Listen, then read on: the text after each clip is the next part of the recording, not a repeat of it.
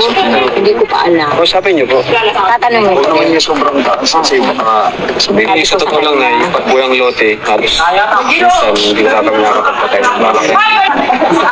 Ayan mga kalingap, marahay na aga sa Indogabos. Ayan, mapagpalang araw. Ayan, good news dahil mapapatayuan na sila nanay ng bahay, di ba? Nang araw na yan, talagang naka-ready na yung gagawa. Kaya lang sa kabila ng kasiyahan na gagawa na sila ng bahay, parang nararamdaman ko na may problema, di ba? Kasi nga unang-una sabi ni Kalinga Prab, sana ibigay sa kanila ng mura yung lupa.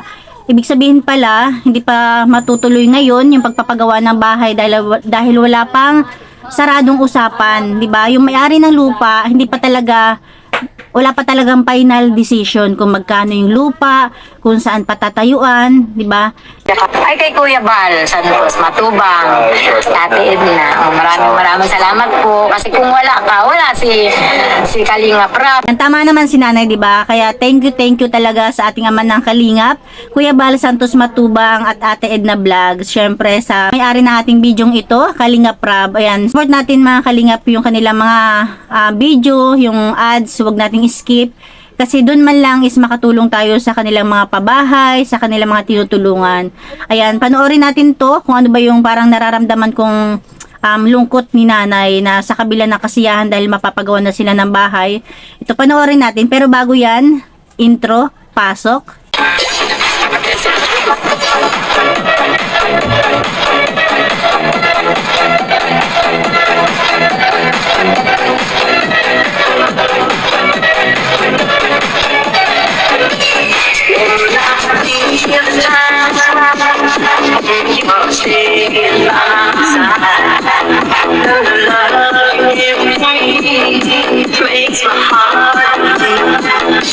Hey, dito kasama natin sila Super Mac, Super Andoy. Ayan mga Kalingap, pagmasdan nyo si nanay kasi nasabi ko na parang masaya pero may parang may alalahanin or lungkot na konti lang naman. Ito po sila po yung gagawa ng bahay niyo. At mag-isisimula na po sila. Good news talaga to sa mga nag-aabang para magkabahay sila Joy. Pero ito, panoorin natin yung kunting alalahanin ni nanay. Ngayon na. Pabalik pa ako doon sa may-ari ng lupa. Bukas madali. Na yung may-ari niyo. Taga saan po? Sa labo lang. 'Di ba? Tinanong kasi ni nanay kung kailan daw gagawa. Sabi nila, Kalinga Prab, ngayon na. 'Di ba? Kaya lang problema, yung kausap ni nanay, wala pang final decision. Kaya kailangan pa niyang puntahan uli. Sa Bautista. Sabi niya sa akin, Sure na? sabi niya sa akin, bibisitahin daw muna niya kung saan ako. 'Di ba? Wala pa talagang final. Kaya siguro ang mai-share na lang din natin is sabay-sabay tayo mag-pray para kina nanay, para kina Joy na hipuin ang puso ng may-ari na talagang mabigyan sila ng magandang pwesto sa murang halaga. Kasi mahirap man daw yung Ibig sabihin na hindi pa. Hindi pa sure yan. dalawa kasi yung pinagtitiyan ito at saka yung doon sa una-unahan na tabi ng kalsada rin. Okay lang. Pero yung doon, walang problema. Ito nagkakaproblema ito kasi ito dalawang, ibig sabihin ay magkatabi sila ng lupa na parang nag-aagawan sila. Doon pala sa tabi ni Ate Rhea, doon sana gusto nila nanay. Kaya lang problema, yung kausap niya na pwedeng magbigay sa kanila ng lupa, na pero hindi natin alam kung magkano, parang may ibang nag-aangkin, ganun. Kaya nagkakaproblema din si nanay. Parang sabi ko, isa sa kanya daw, ito sabi ng kabila, ito. Kaya parang may problema pa ito. Ang sabi ko naman, ipapasukat niya para masiguro niya na talagang sa kanila ito. Para Dapat na yung sigurado talaga tayo. Oo, yun nga ang sabi. Sabi din naman yung may-ari na lupa. 'Di ba? Isa pa 'yan, 'di ba? Ipapasukat daw. Syempre kung busy yung pinakamay-ari, talagang matatagalan kung hindi asikasuhin yung kasi pagpasukat lang kailangan talaga bigyan ng oras ng may-ari, 'di ba? Kaya ayan. Ibibigay daw sa atin ng walang problema. Kasi yun talaga wala nga mabibigay problema. Ito lang may problema. Yung isa, walang problema. Wala kasi kasama din ito. Kaya lang ito parang inaambi ng kabila lang. Yung pinaglalagasan namin. Kasi maganda. Parang may umaangkin. Kasi maganda. O maganda sana doon kasi katabi ni Ate Rhea, 'di ba? Ibig sabihin magkalapit pintuan lang sana sila. meron sa kanila talaga ito at may hawak silang may hawak man silang papel. Ayun dyan. Ito, yan. Ito may pinababasketbulan. Okay din. Maganda naman. Ito yung pangalawang pinagpipilian na kung sa tingin ko, okay, mas okay din dyan. Okay din dyan dahil kung business-minded si nanay, parang maraming tao siya, di ba? Pwede silang magtindahan dyan. Kung wala magkakaproblema o hindi magkakaproblema.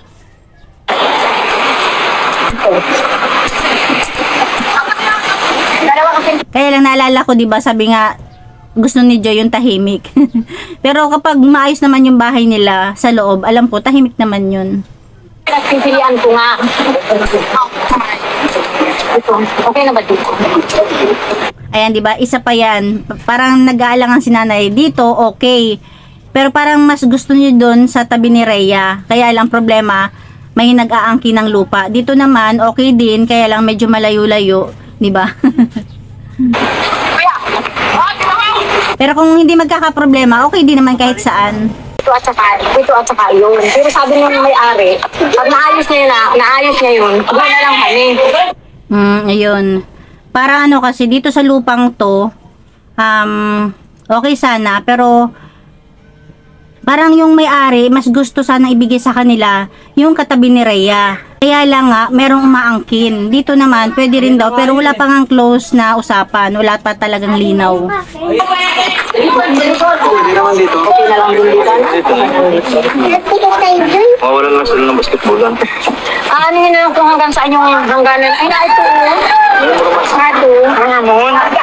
Ayan, meron naman palang muhon. Wala nang widening. Ay, sa widening. Kaya, okay na sa kanila ito mag-iri na. Kahit hindi hanggang din. Okay na po yan. Pwede kung malabo pa doon, yun na lang.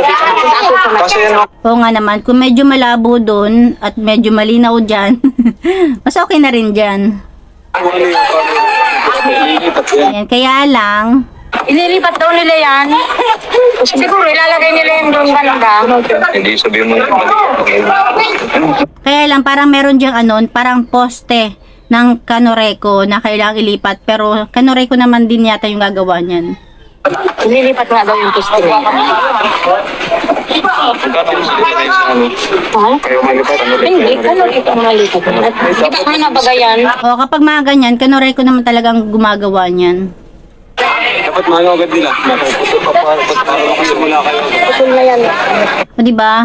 Para isang buwan na yata ang lumipas, diba? May isang buwan na ba simula nung na-vlog sila nanay? Ang na sana, diba? Patatayuan na sila ng araw na yan. Kaya lang, ang dami pang aberya.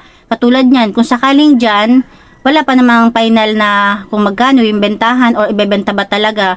Tapos meron pang poste na nakaharang na kailangan pang hintayin nila kung kailan magagawa yan ng Kanoreco. Doon naman sa tabi ni Rhea, nagkakaproblema pa kung sakali daw ipapasurvey, papasukat, kaya lang medyo baka matagalan pa, lalo kung busy yung may-ari.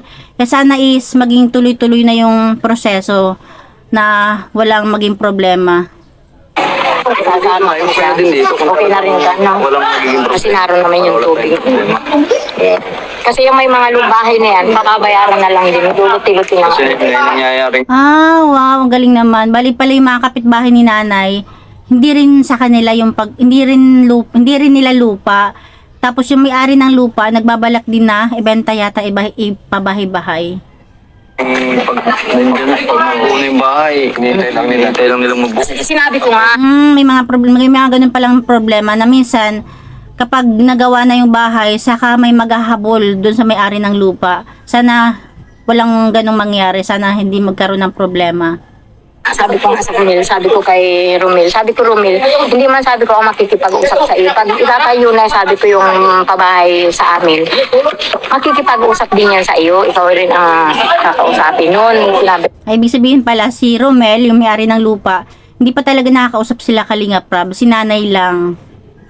Ay, wala nga daw. Tapos sabi niya pa nga, ay di ano daw, sabi niya, di makakasama pa ako niyan sa vlog niyo. Sabi ko, wala namang problema. Ang importante nga ni masaya nga kami kasi tinutulungan mo, isa ka sa natulong sa amin. Ayan, tama. Kaya pag-pray natin si Romel na hipuin yung puso niya na ibigay sa kay nanay ng mura yung lupa na walang maging problema, pati yung mga kapatid ni Romel, di ba?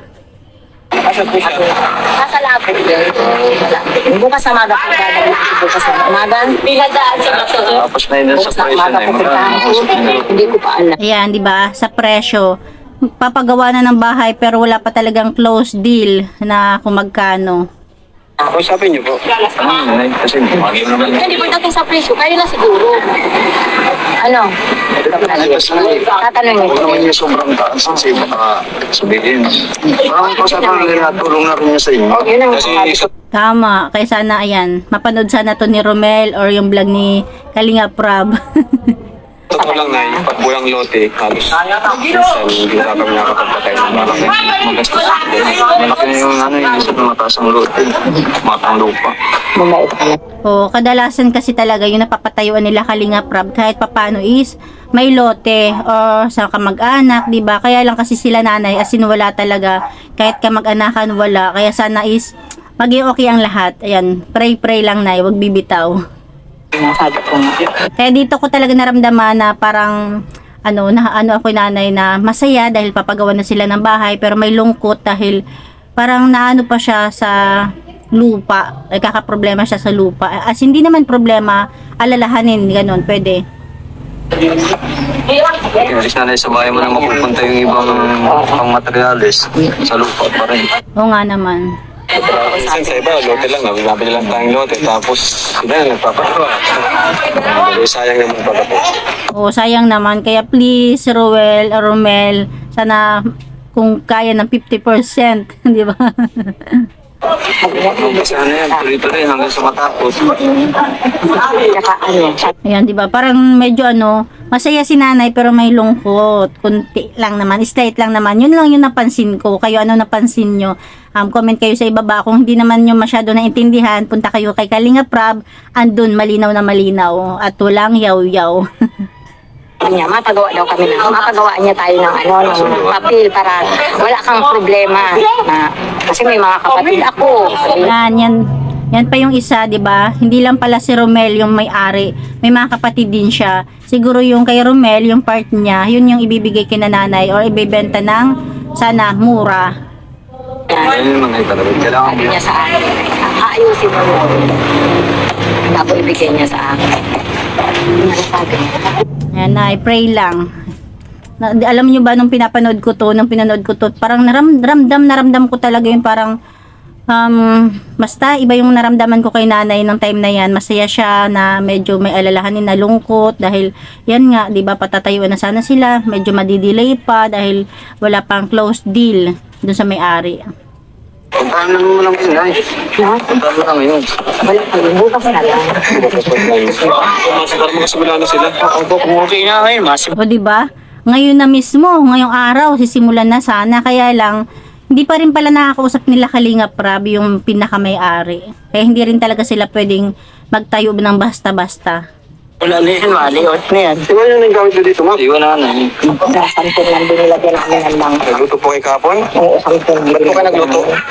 Sabi niyo, napunta daw tayo. Nagluto ka lang, napunta Ay, sila. grabe. Nagluto. Meron palang araw sana napupunta sila Kalinga Prab pero hindi natuloy. Tapos nagluto sila nanay.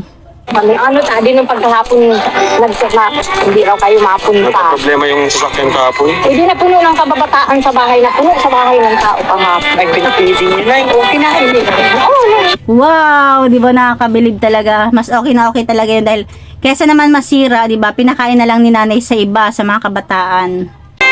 Kahapon. Basta man kayo, Nay. Masaya po kayo ngayon, Nay. Oo naman, masaya. Magkakabahay na po kayo. Ayan, dito parang nung ito yung part na to nung napanood ko to, parang masaya, 'di ba? Dahil patatayuan na sila pero parang may alalahanin si nanay na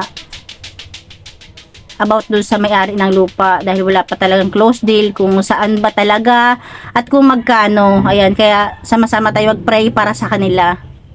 Ay, Hindi naman ata kayo masaya na, magkakabahan na kayo. Masaya ka? Masaya naman kami. Magkakabahay na kami. O kahit sino naman talaga masaya, kaya lang yun nga.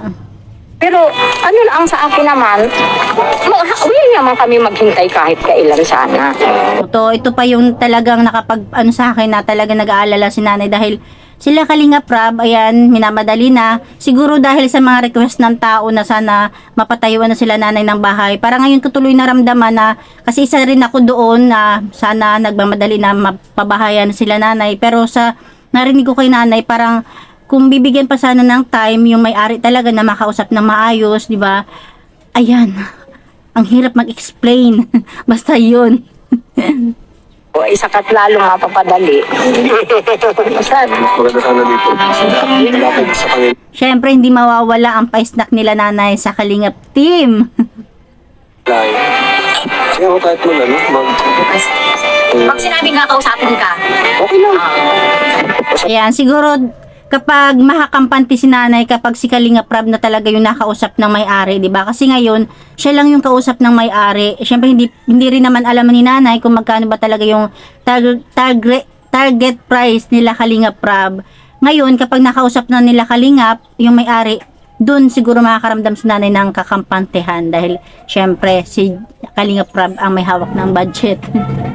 Namin. Para magkano yung kailangan. Pag nangyayawin ng hingin ko yung number bukas. makausap namin. Mas mainam talaga yun na sila Kalinga Prab yung makipag-usap kaysa kay nanay. Kasi si nanay is, andyan lang naman yung pakipag-usap niya. Pero about sa presyohan na, wala na siyang alam dyan dahil si Kalinga Prab ang may alam kung magkano ba talaga yung kaya ng budget nila. Mas maganda sa personal. Okay naman si baby. Ayan mga katingap. Diba ang gaganda nila, oh. Puno dito kahapon. Puno din dito kahapon. Sabi, O, diba? Ito na yung tunay ng ngiti ni nanay na tapos na kasi yung usapan nila. Tapos na yung usapin nila about sa lupa, sa pagpatayo ng bahay, na inaalala niya yung may-ari. Ito na yun, oh. Diba? Ulitin natin. Ayan mga katingap. puno dito kahapon. Puno din dito kahapon. Sabi, hindi kayo madating ay, punta na mga bata. Pinakain. Pag napag-usapan na naman about dun sa magkano yung presyo ng lupa, yung patatayo na agad-agad, medyo na-stress si nanay. Nay, o Joy. Diyan na Joy. Pang gastos-gastos nyo. Salamat po, Yara. Yan, thank you kay Kalinga Prab at sa buong nagsusupport kay Kalinga Prab sa mga hindi nag-skip ng kanyang ads. Syempre, Bigyan natin ng 2,000 para may panggastos po sila nanay. ayun, Thank you. Salamat po. Punta na kami ha. Ako kayo. Chat nyo na lang ako. Chat nyo na lang po ako kapag ano.